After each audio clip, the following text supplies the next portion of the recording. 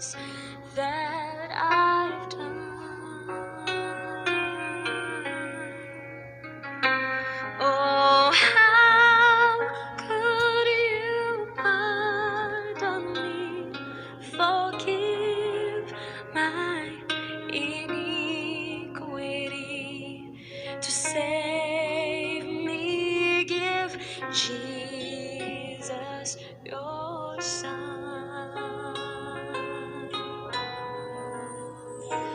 But Lord, help me be what you want me to be. Your word I will strive to obey.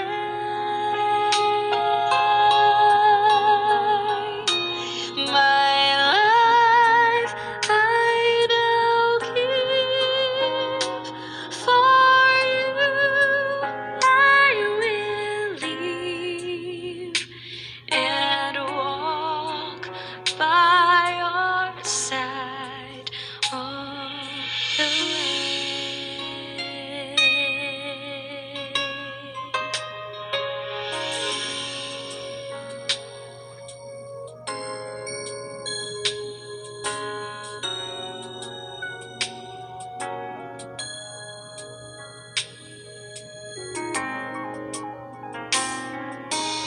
I am amazed to know that a God so great could love me so, is willing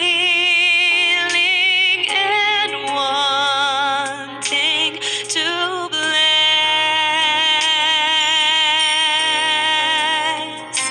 His love is so wonderful, His mercy so bountiful. I can't understand it, I confess.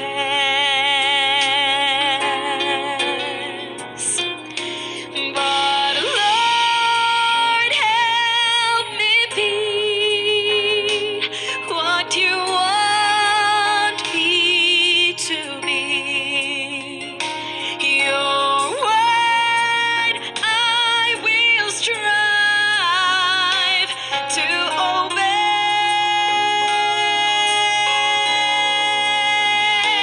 My life I now give, for you I will live and walk by your side all the way.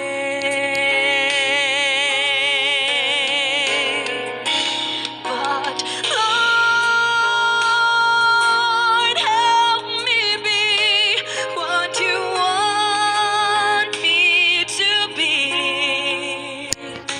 Your word I will strive to obey.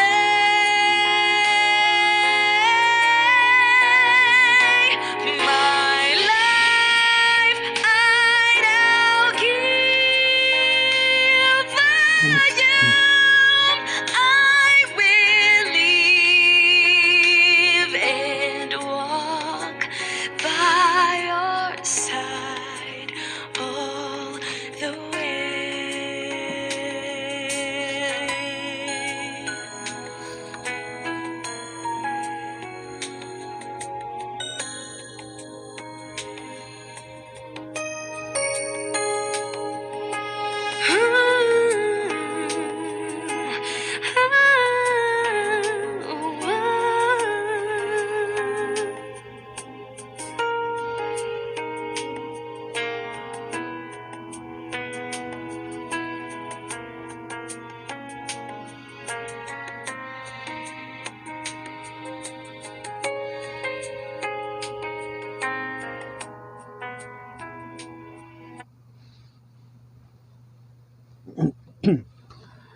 Magandang araw mga kaibigan at mga kapatid. Sa oras na ito, Ako po ay nag-aanyaya naman sa inyo sa maikling panahon na tayo ay magsama-sama sa pagbubulay-bulay ng salita ng Diyos.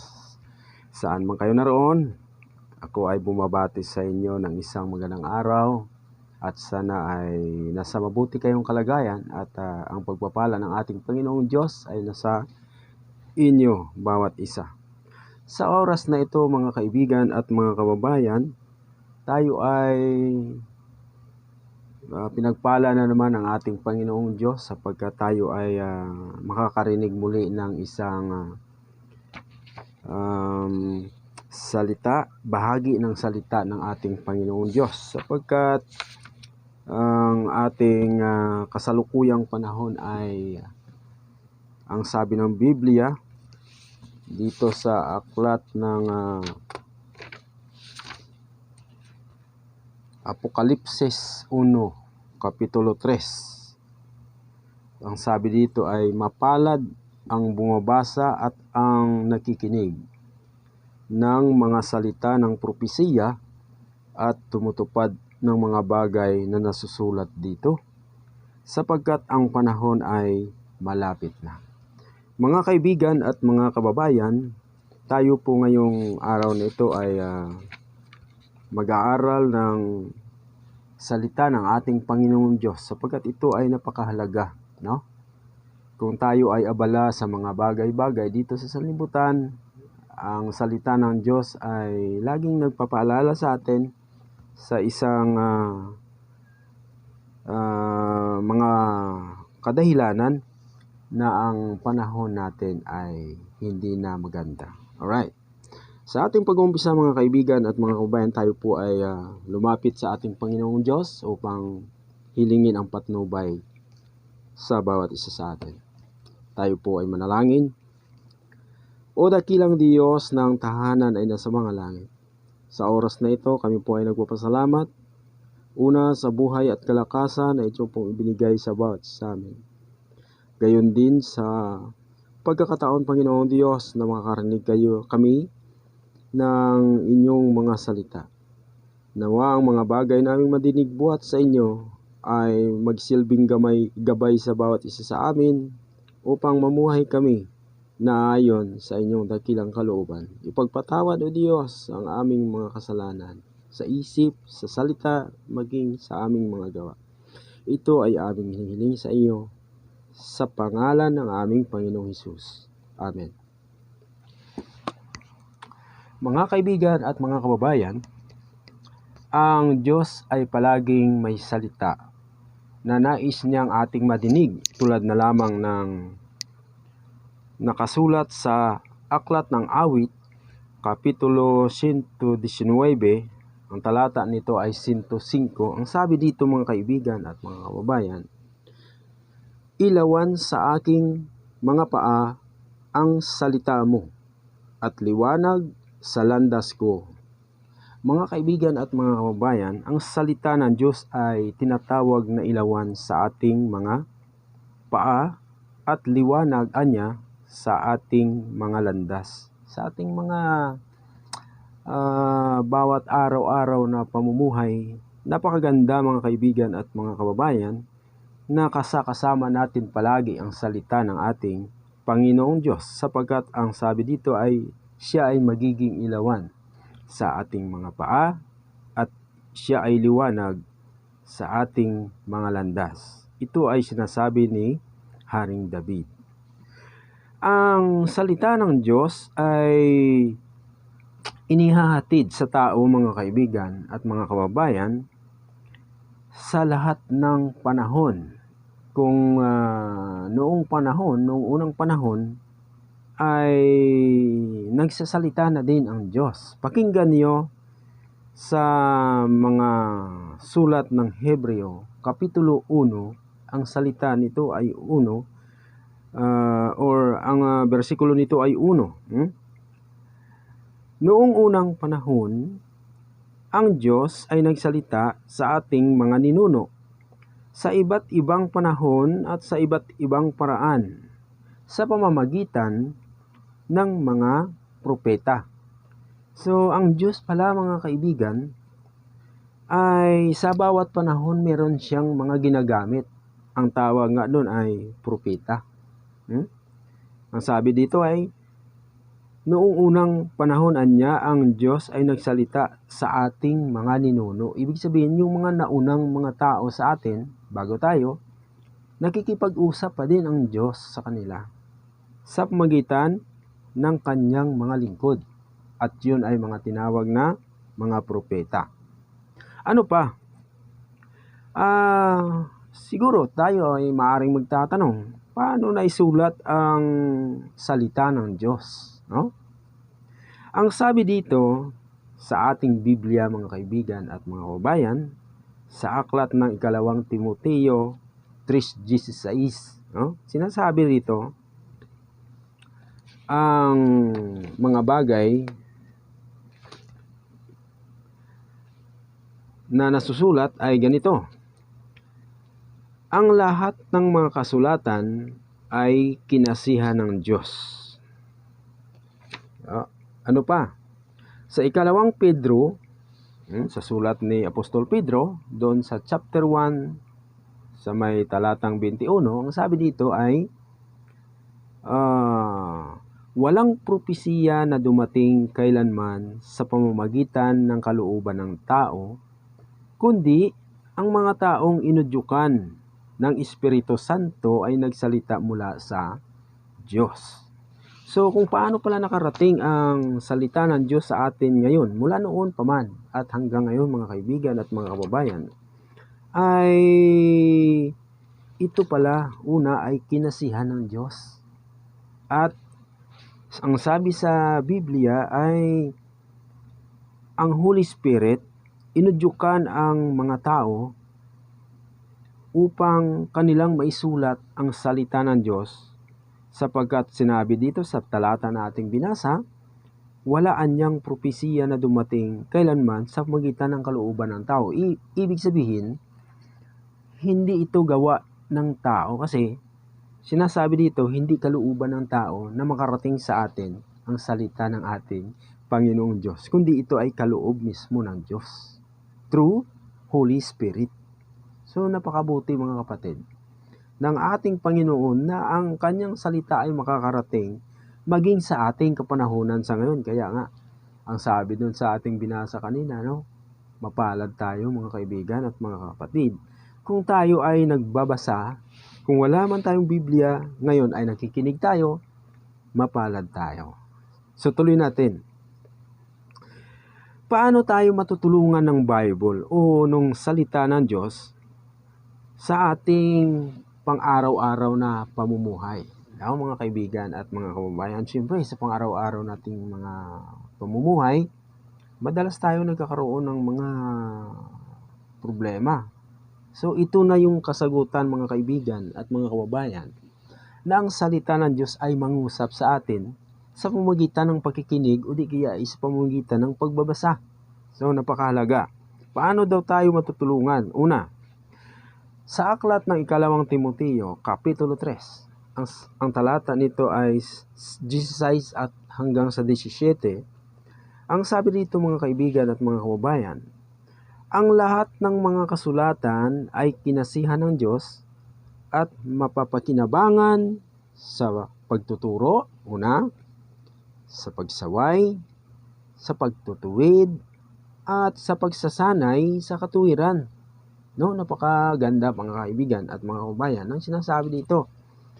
Upang ang tao ng Diyos ay maging ganap na sasangkapang lubos sa lahat ng mga gawaing o gawang mabuti. So, paano daw tayo natutulungan nito mga kaibigan at mga kababayan? Kapag tayo ay nakarinig ng salita ng Diyos, mayroong mga bagay dito na dapat nating mapansin. Una, ang salita daw ng Diyos ay mapapakinabangan. Sa alin? Sa pagtuturo.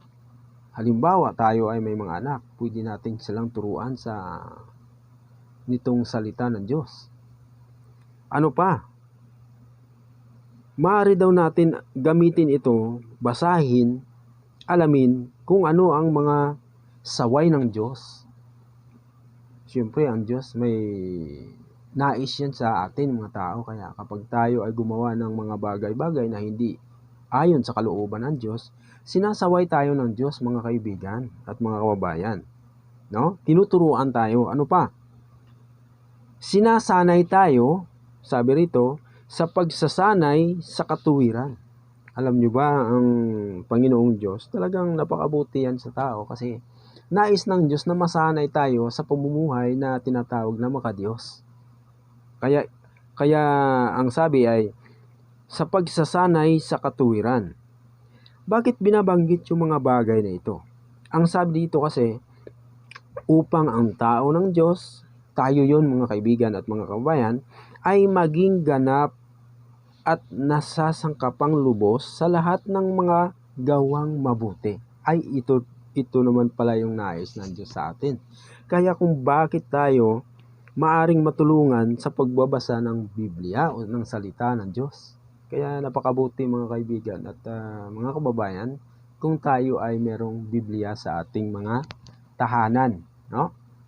Dahil ang Biblia o ang salita ng Diyos ay nagtuturo, sumasaway at sinasanay tayo sa pamamagitan ng katuwiran upang lubos tayong nasasangkapan ng mga gawang mabubuti. Okay, ano pa? Ang Bible o ang salita ng Diyos mga kaibigan at mga kabayan, napakahalaga ito kasi ito ay salita mula sa ating Panginoong Diyos. Paano natin dapat ituring ang salita ng Diyos? Una, ang salita ng Diyos, sabi dito sa Aklat ng Mga Gawa, chapter 17, verse 11, ngayon, ang mga ito ay higit na marangal kaysa mga taga Tesalonika, sapagkat tinanggap nila ang salita ng buong pananabik na sinisiyasat araw-araw ang mga kasulatan, kung tunay nga ang mga bagay na ito. O paano daw natin ituturing ang salita ng Diyos, mga kaibigan at mga kababayan? So, katulad nung mga naunang mga Kristiyano, dito sa binasa natin sa Aklat ng Gawa, chapter 17, verse 11, ang mga tao noon ay tinatawag silang marangal. Marangal. Bakit? Sapagkat tinanggap nila ang salita ng Diyos ng buong pananabik. So, excited ang mga tao noon, tulad dito sa ating binasa, na makakarinig ng salita ng Diyos. Sana mga kaibigan at mga kabayan, ganito rin ang ating pakiramdam kapag tayo ay nakakarinig ng mga salita ng Diyos, tayo ay natutuwa. No? Tinuturing natin na ang salita ng Diyos, parang ang Diyos, kapag binabasa natin ang Bible, parang ang Diyos mismo personal ang nakikipag-usap sa atin. Katulad nito, isinishare natin yung salita ng Diyos sa inyo, ay nagagalak dapat ang ating mga puso na marinig ang mga bagay na ito. Ano pa? Ang sabi rito na sinisiyasat araw-araw ang mga kasulatan. Kayo po ba mga kaibigan at mga kabayan, meron pa ba kayong time na babasahin ang inyong mga Biblia? O hindi, kung hindi man araw-araw ay kapag mayroon kayong panahon, kahit isang minuto ay nabubuklat nyo ba ang inyong mga Biblia para basahin ito? Para alamin kung ano ang mga plano ng Diyos, ano ang mga tinuturo ng Diyos. No? Katulad nitong mga taga Tesalonika na isinulat sa Gawa, chapter 17, ang mga tao doon ay tinatawag na marangal kaysa mga taga Tesalonika. Sapagkat sila ay mayroong pananabik na tinatanggap nila ang salita ng Diyos, hindi lang tinanggap mga kapatid ang salita ng Diyos, sinisiyasat, inaalam nila ang mga salita ng Diyos kung tunay baga ang mga pangyayari o ang mga sinasabi nito. So, ganun ang isang bagay kung paano dapat natin ituring ang salita ng Diyos. Pangalawa, dito sa Mateo chapter 4, verse 4, sinabi dito, sumagot si Jesus, nasusulat, Hindi sa tinapay lamang nabubuhay ang tao, kundi sa bawat salitang lumalabas sa bibig ng Diyos. Mga kaibigan at mga kababayan, ito yung punto na dapat nating balikan niya, no? Sumagot si Jesus, hindi lamang daw sa tinapay mabubuhay ang tao. Meron palang dapat nating mapansin na hindi lamang kumakain tayo araw-araw ng kanin upang tayo ay mabusog, mabuhay tayo, uminom ng tubig para sa pangangailangan ng ating mga pisikal na katawan. Kundi ang sabi ng salita ng Diyos, mga kapatid, take note. Maari din tayong mabuhay sa bawat salita na lumalabas sa bibig ng Diyos.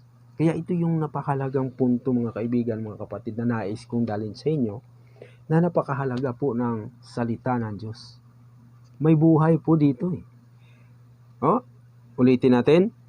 Nasusulat, sabi ng ating Panginoong Hesus, hindi sa tinapay lamang mabubuhay ang tao, kundi sa bawat salitang lumalabas sa bibig ng Diyos. Ang Biblia po, salita ng Diyos po yan, mga kaibigan at mga kababayan. Kaya kapag tayo ay nagbabasa ng Bible natin sa ating mga tahanan, mapalad tayo, mga kapatid, sapagkat ang salita na ating binasa doon sa Bible ay mismong galing yan sa ating Panginoong Diyos. Okay, ano pa? Kung paano dapat nating ituring ang salita ng Diyos o ang Biblia, ating basahin ang Juan 5, talatang 39, sinabi ni Jesus, sinasaliksik ninyo ang mga kasulatan, sapagkat iniisip ninyo na sa mga iyon ay mayroon kayong buhay na walang hanggan, at iyon ang nagpapatotoo tungkol sa akin. Ano po ang sabi ng banal na kasulatan o ng salita ng Diyos? Ang Bible po, the entire Bible, ay nagpapatunay ito sa anak ng Diyos. Sinasaliksik-an niya ninyo ang mga kasulatan sapagkat iniisip ninyo na sa mga iyon ay mayroong buhay na walang hanggan. Di ba nakasulat naman doon sa John 3:16? Di ba, mga kapatid? Halos kabisado nating mga Kristiyano yun. No? Di ba? For God so loved the world that He gave His only begotten Son, that whoever believeth in Him shall not perish, but have eternal life. Kaya, ang sabi dito sa John 5:39, sinasaliksik ninyo ang mga kasulatan. Bakit?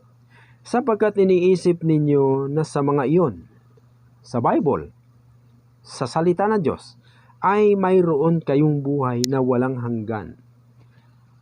At iyon ang nagpatotoo tungkol kay Jesus, mga kaibigan at mga kababayan. Okay, so ganun dapat natin ituring ang salita ng Diyos o yung Biblia. Pahalagahan natin, mga kaibigan, ang salita ng Diyos.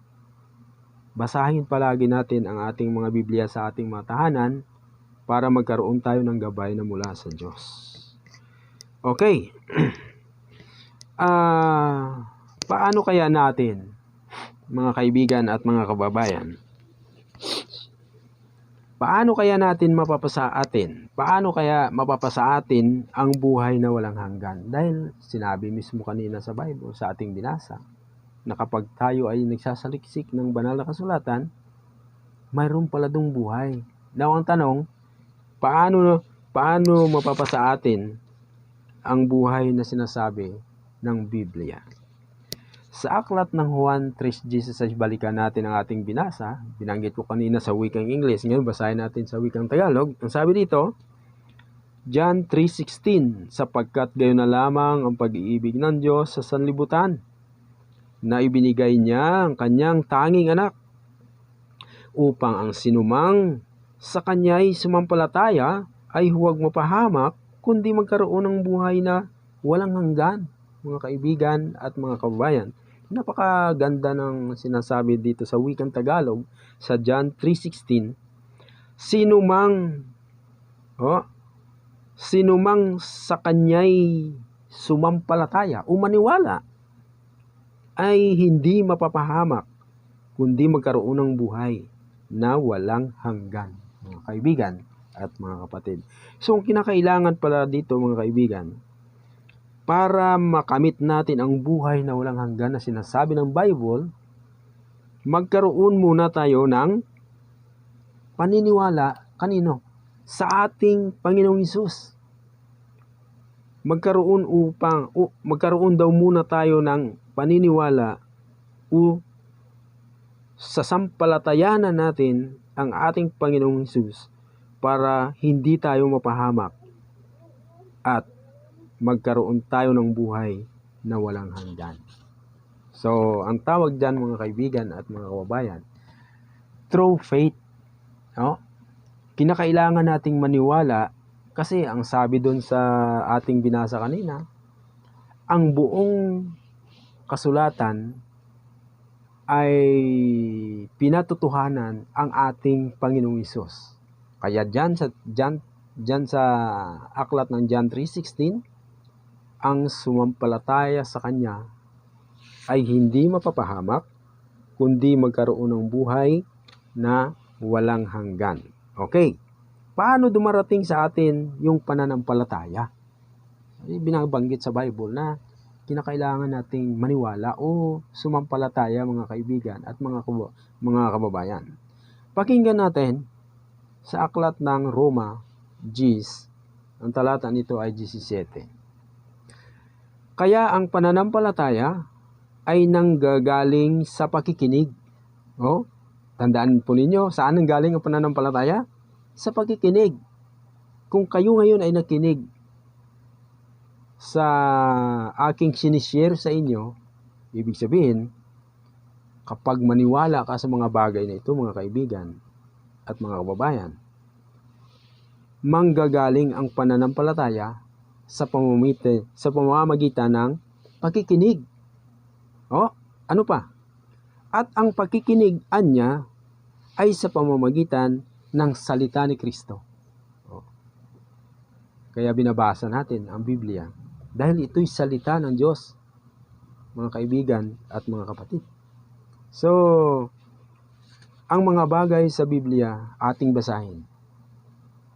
Habang binabasa natin, anong ating gagawin? Paniniwalaan natin.